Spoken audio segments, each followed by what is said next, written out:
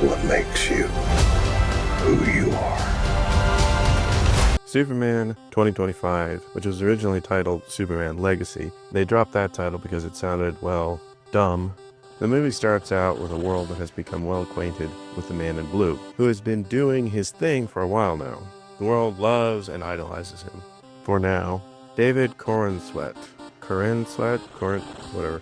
David Corenswet. David Corenswet. Whatever, dude. Whatever.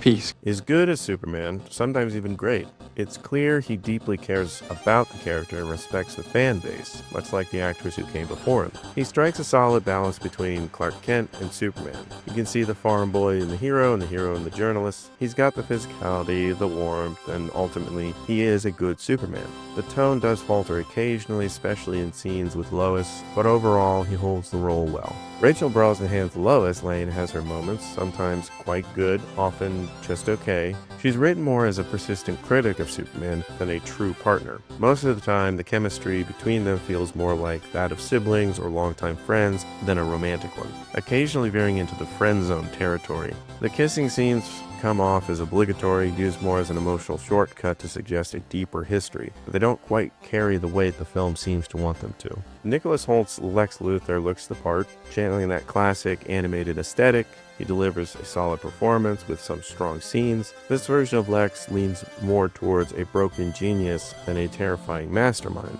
even as he commits some awful acts. What he lacks, though, is that vocal grit Clancy Brown brought to the role.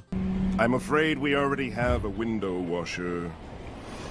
Well, I don't know what you thought you heard out there, but I know what you can prove. Say something!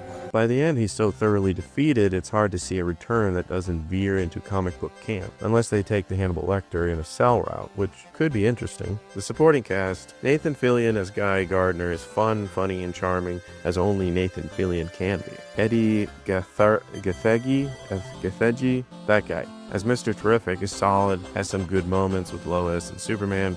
Hawkgirl is boring, forgettable, but mostly just annoying. The Daily Planet crew feels like they were pulled from a half-remembered episode of Lois and Clark, The New Adventures of Superman. Perry White shows up briefly, but barely registers. Two characters could have been cut entirely, and it's doubtful even the writer would have noticed. Jimmy gets something of a glow-up, now a co-reporter, and he's not bad, though maybe given a touch too much screen time. His reporting does play a key role in the ending, which wraps things up, perhaps a little too neatly. Then everything is wrapped up in a neat little package! Really, I mean that. Sorry if it sounded sarcastic. One thing I am wondering is who the hell was in charge of Lois's wardrobe? They were like, hey, remember Pat from SNL? Let's do that. The movie does have heart. There's a scene with the Kents that genuinely moved me, something I thought was going to be a filler scene based on the trailer, but it turned out to be one of the more emotional scenes in the film. There are fun, comic booky moments too, like Superman battling a nano-robot wormy techno woman that tries to kill Superman, and when he finally takes her out, it does feel satisfying. With the supporting characters as enjoyable as Nathan Fillion's Guy Gardner is, and Eddie Gathegi's Mr. Perfect. Whoops. Terrific, I mean. This isn't a Super Friends movie, it's a Superman film. Their presence, while fun, does take some focus away from the title character. The movie often feels like a sequel, offering a soft origin recap, while also weaving in a Super Friends style team-up subplot. Thankfully, it doesn't go overboard trying to build a larger DC universe beyond that, which I think works in its favor. There is a bit at the end that shows another future super lead. It's annoying and stupid, but it's there. For some reason, there is a real-world controversy over Superman being against genocide, which apparently is a bad thing, which got the movie banned in a few places, but that really isn't going anywhere and no one cares. Do I like this film? I do like this film. It's not the Superman movie we needed, but it's not a crash either. More like a shaky first flight. It hits some emotional highs and captures the spirit of Superman in brief, promising flashes. It's heartfelt and ambitious, but ultimately inconsistent, like a band with a great lead singer and no idea what song to play next.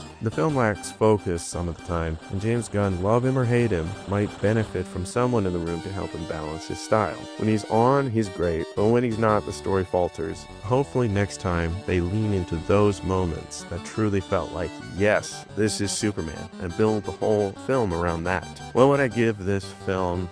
Let me think. I'll give Superman 2025 or Superman Legacy 6 Metamorphos out of 10 Ultramans.